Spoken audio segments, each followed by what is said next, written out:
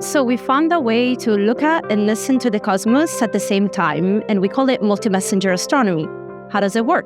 I'm pretty sure the idea of looking at the cosmos is not new to you. We have all admired stars in the night sky.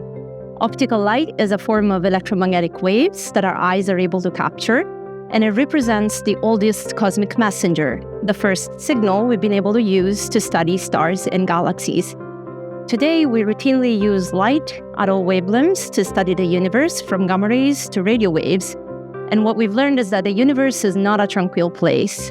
Massive stars end their lives in energetic explosions that seed the universe with neutron stars and black holes. Neutron stars in particular are made of a very exotic form of matter. Imagine packing as much mass as that of our sun in a region as small as that of a city. That makes a neutron star.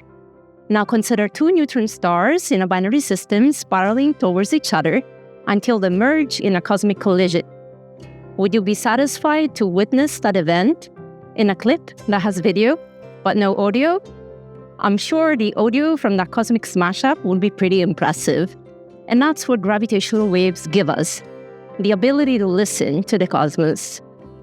Gravitational waves are a new cosmic messenger. They probe large-scale dynamics in the universe. They were first discovered in 2015 by the Laser Interferometer Gravitational Wave Observatory, LIGO.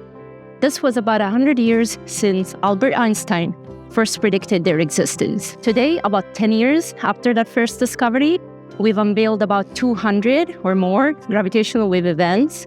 Most of them are related to pairs of black holes.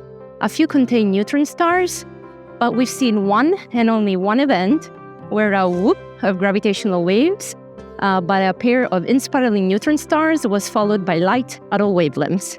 Optical and infrared light showed us glowing neutron-rich debris that forged gold and platinum.